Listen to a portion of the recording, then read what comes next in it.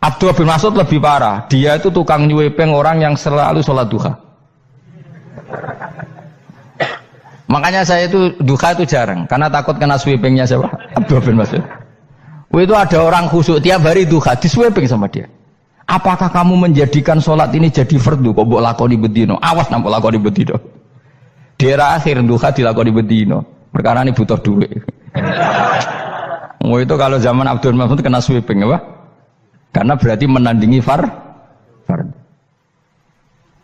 Bismillahirrahmanirrahim. Yes ngono dunya biasa wae, urip wis biasa wae. Maksudnya biasa wae, penting soleh, di hati soleh, rezeki ya minallah. Pokoke taluk gue pangeran, ora usah sok suci, ora usah sok bener dhewe, biasa wae. Dunya wis kabeh kersane napa? Pangeran. Ya sudah seperti ini. Yang soleh kayak salabah malah akhirnya suul khotimah. Padahal dulu disebut hamamatul masjid, tukang iktikaf. Gak tahu mulai ke masjid, tapi akhirnya suul khotimah. Wahsi sing mata ini kekasih Nabi, rupane mata ini Hamzah ditakdir husnul khotimah. Makanya donga ya muqallibal qulub tsabbit qalbi ala dini. Kita tidak pernah tahu. Nah, kenapa kalau saya ngaji PD? Mereka aku muji pangeran, saya tidak pernah mikir awakku, tak penting awakku, penting muji pangeran. Ngaji itu artinya kan muji pangeran, muji ilmune pangeran, ya sudah selesai.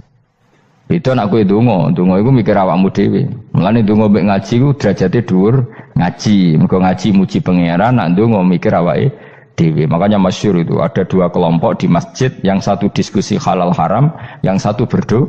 Nah, terus Nabi keluar dari rumah berdiri, sempat ragu, saya kemana? Terus akhirnya Nabi ngendikan mereka itu berdoa, kalau Allah mengabulkan ya disembadani. Tapi mereka belajar halal haram. Itu perintahnya Allah, saya sebagai Nabi.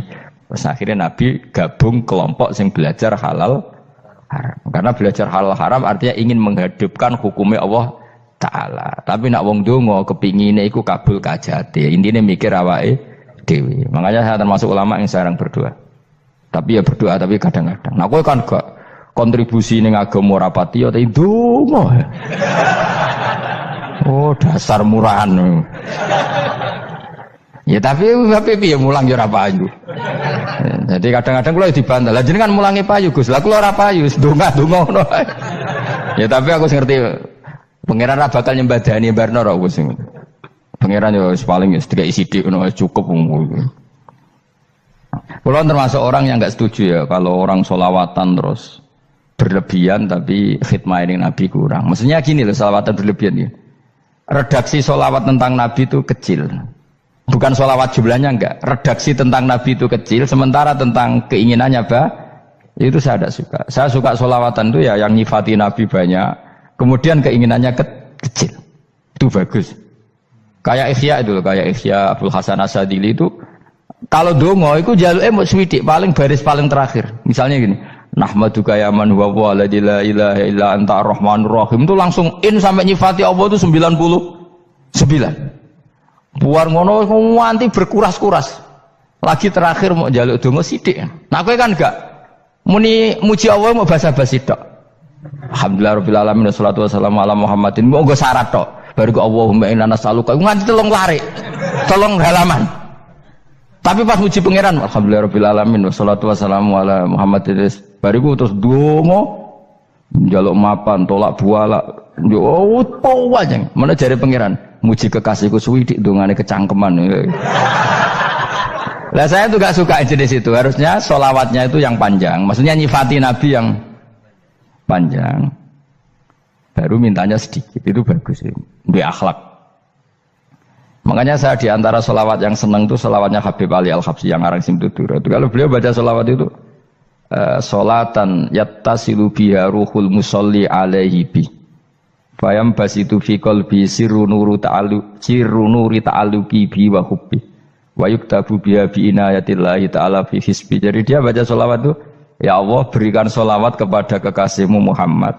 Dengan sholawat ini rohnya saya, musolli itu rohnya saya yang membaca sholawat, bisa sambung dengan rohnya Rasulullah. Dan setelah sambung saya terhitung sebagai orang yang mencintai Rasulullah. Dan saya berharap dari cinta itu saya tertulis sebagai umatnya. Nah, aku kan enggak mau sholawat itu mau redu. Saya termasuk orang yang enggak saya loh ya. Tetapi ya tetap baik dibanding nganggo primbon ya satu selawatan itu. Tapi boleh punya etika lah dengan Rasulullah itu. Kalau dongo nyifati Nabi yang banyak, ya baru keinginan. Kan banyak tuh selawat yang seperti yang saya misalnya di kitabnya Sayyid Muhammad ada. Allahumma sholli ala sayyidina Muhammad nuri kalam alladzi. Wah nyifati Nabi itu sampai panjang lebar baru menceritakan hajatnya. Kalau kamu kan enggak nyifati Nabi basa-basi, mau sidik mana. Malah kadang orang misalnya ala Muhammad. Kok ala Muhammad muni sayyidina aja disoal. Misalnya baru kudungannya apa? Panjang. Saya termasuk yang enggak setuju karena itu menurut saya kurang etika. Makanya Rasulullah itu kalau berdoa kalau sudah nyifati Allah coba tak beri satu contoh saja doanya Nabi. Alhamdulillah hamdan yuwafi ni'amahu wa yukafi'u mazidah ya rabbana lakal hamdu kama yanbaghi li jalali wajhika 'azimi sultanik la nuhsi thana'an 'alaika anta kama asnaita 'ala nafsik. Itu sudah berapa itu nyifati Nabi? Itu belum doanya tuh. Nah kamu kan enggak Alhamdulillah rabbil alamin Allahumma ya Allah iki hajati wis gremeng tok titik. Seramutu tenan. Njen gak bakat wali. Nah cara kula iku sisen ngono. Kula ya sering ngamini dongane wong ngono tapi ning atiku amin itu maksudnya amin barno mawon Gusti. Dadi aku amin tapi amin ku barno mawon Gusti. Wong ora jelas ngono betul. Jadi aku muni amin tapi amin barno maksudnya ya Allah barno amin ngono maksudnya. Jadi karena tadi setahu saya doanya para nabi, para wali itu memang seperti itu. Ya coba itulah doa tadi aja yang saya sebut itu berapa kalimatnya? Apa? Alhamdulillah hamdan yuwafi ni'amahu wa yukafi'u mazidah ya rabbana lakal hamdu kama yanbaghi li jalali wajhika 'azimi sultanik la nuhsi thana'an 'alaika anta kama asnaita 'ala. Enggak terhitung pujian saya kepada engkau sebanyak engkau memuji pada diri engkau sendiri. Allahumma inni a'udzu biridhoka min sakhatika fi mu'afatika min uqubatika wa bika minkal.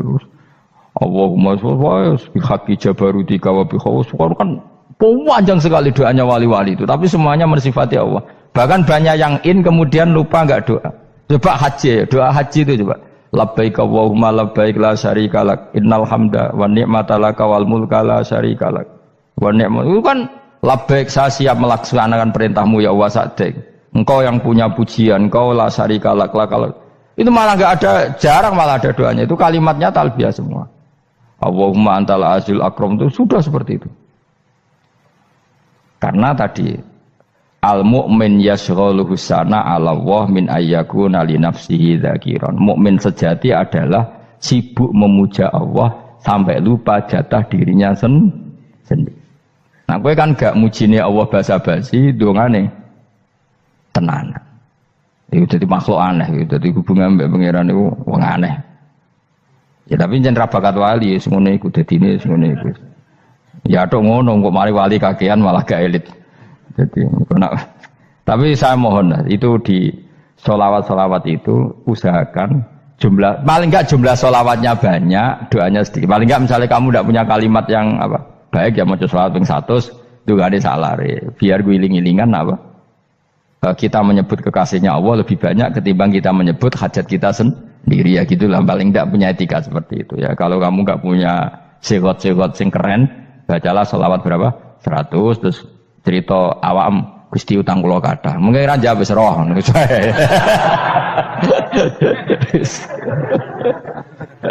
Tapi kan kita menyebut kekasihnya sampai 100, nyebut utang bisa. Ojo kok nyebut kekasih pisan, nyebut utangi 100.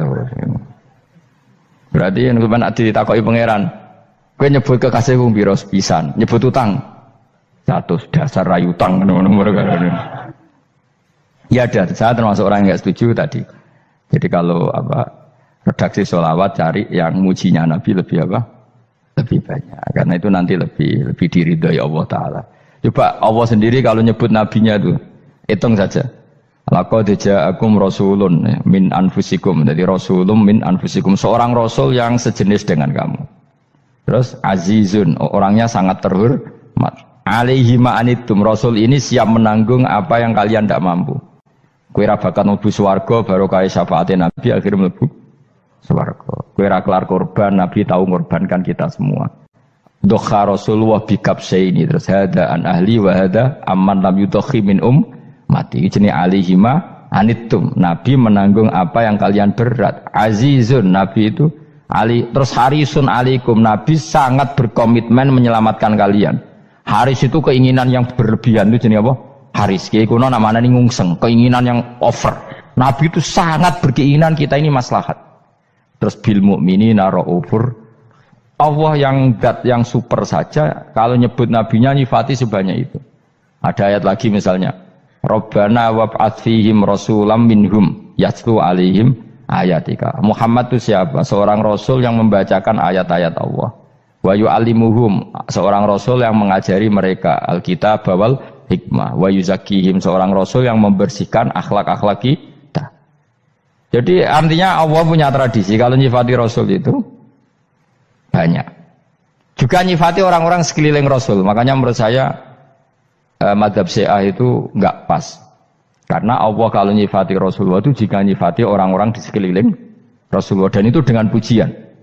Yaitu Muhammadur Rasulullah walladzina ma'ahu asyidda walal kufar ruhama'u bainahum tarahum ruk'an sujada yabtawuna fadlan minallahi warid wa nasimahum fi wujuhim min atharis sujud. Itu kan panjang sekali. Dan orang-orang sekeliling Muhammad adalah begini. Kayak apa Allah muji para ashabu Rasulillah? Masa kita ikut kelompok yang menghina ashabnya apa? Rasulillah. Makanya kita tetap madzhab ahli sunnah apa? Wal jamaah, yaitu mencintai semua sahabat. Karena Allah saja yang Tuhan mensifatinya dengan sehormat itu. Mensifati apa? Ashabu Rasulillah. Disifati orang-orang yang saling kasih sayang sama orang mukmin. Tarahum ruka'an, sujud dan komitmen hidupnya untuk rukuk dan sujud. Simahum fi wujuhim min asari sujud. Sudah asari sujud tidak usah diterjemah, nanti sensitif. Cuma setahu saya asar sujud itu nanti setelah di akhirat orang sering sujud itu jabahnya itu ada nurnya. Tapi kalau ada yang nafsirkan asari sujud itu warna tertentu ya semboy. Itu sensitif. Yang jelas asari sujud itu ya sudah seperti itu. Seneng kamu kok hasut. Kowe nyen provokator, nak ono apa ya? Ada hal yang begitu terus mau berlebihan. Uteke ya khisimun. Nah, kula ora ada kepentingan pokoknya ayat si mahum fi wujuhim min athari sujud, bahwa dalam jabahnya itu ada asaris sujud. Itu masyhur kan, saya terangkan ya, tapi kowe aja sensitif loh, biasa wae.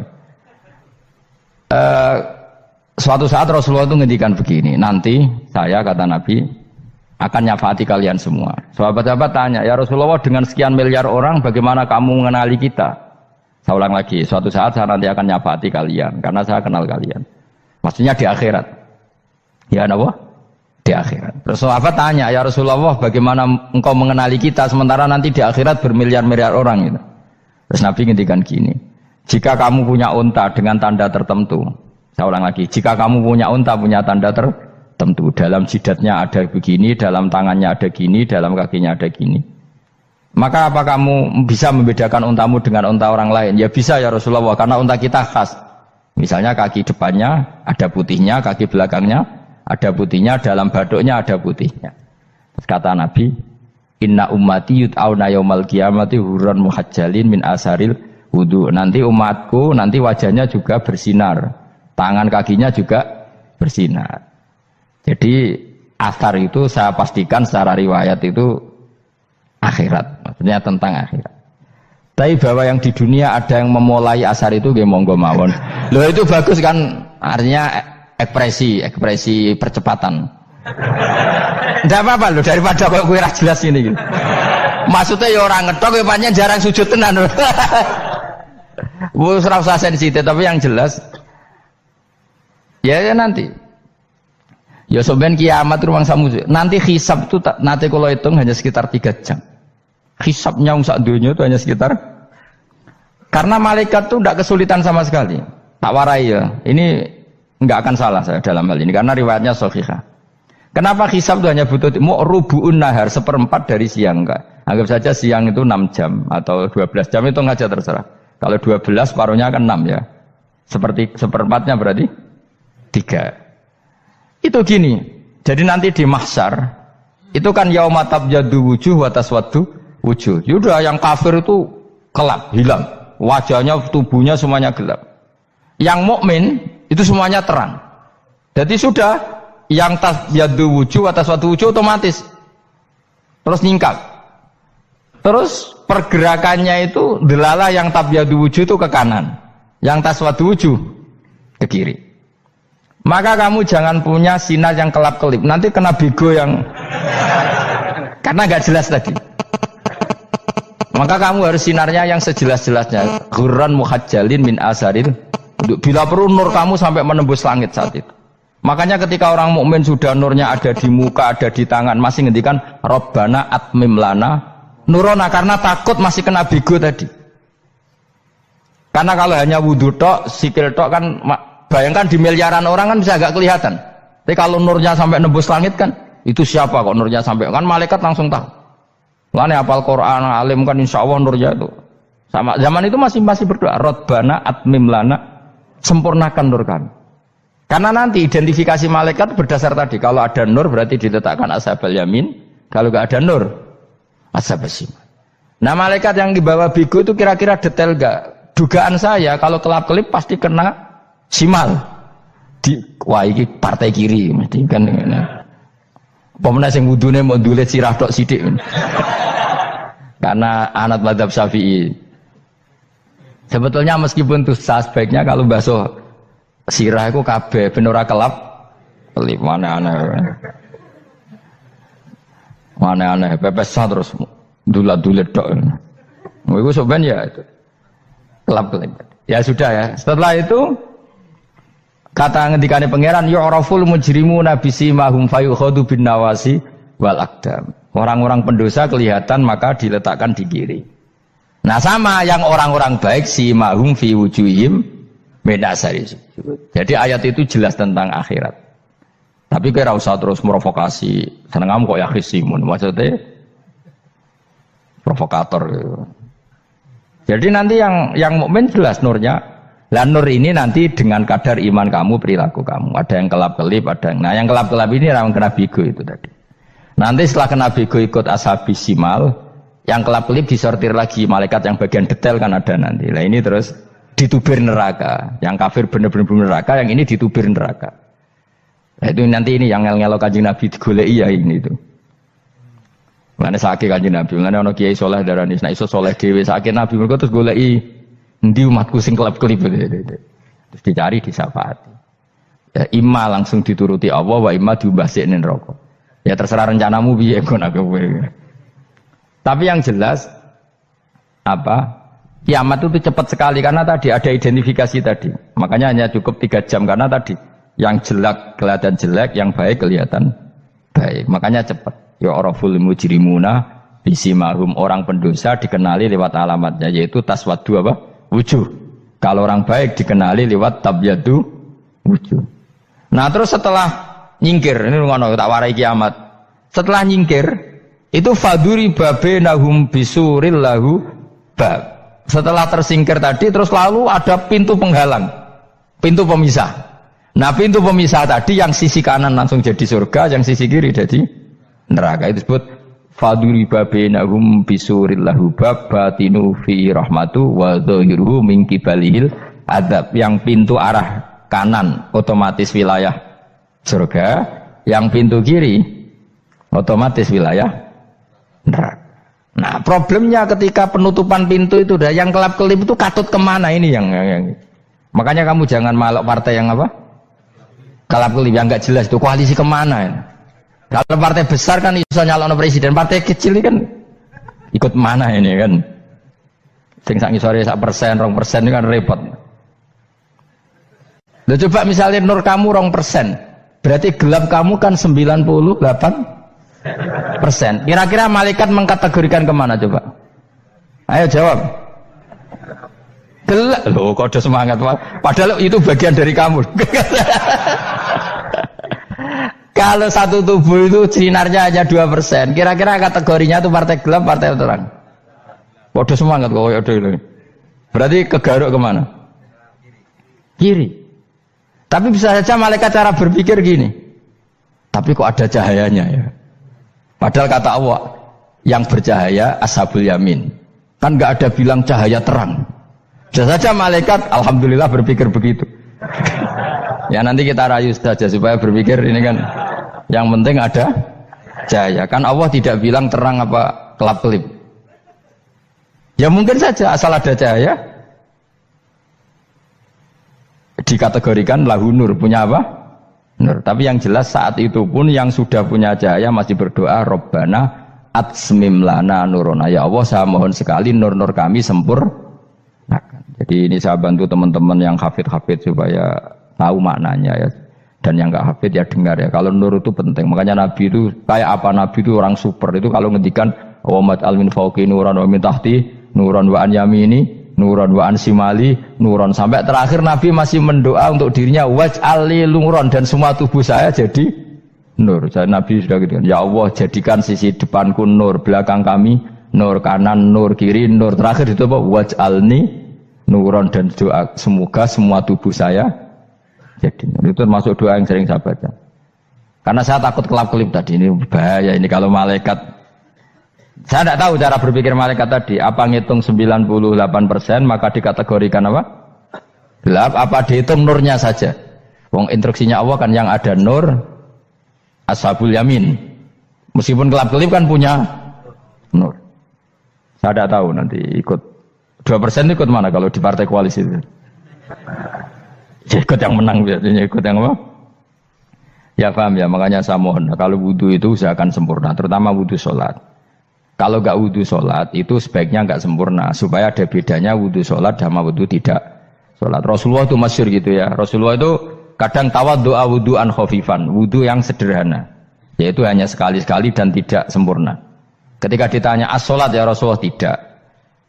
Misalnya saya habis makan, mau tidur, biasanya ya wudu, tapi tentu tidak perlu sesempurna kayak wudu sholat, biar ada bedanya. Rasulullah juga gitu, beberapa kali beliau wudu tapi tidak sesempurna wudunya untuk sholat. Masyhur itu di riwayat tawaddu'a wudu'an khafifan duna wudu'ihi lis sholat. Tapi kalau wudu untuk sholat asbaghal wudu, menyempurnakan wudu. Jadi supaya ada bedanya wudu sholat dan wudu tidak sholat.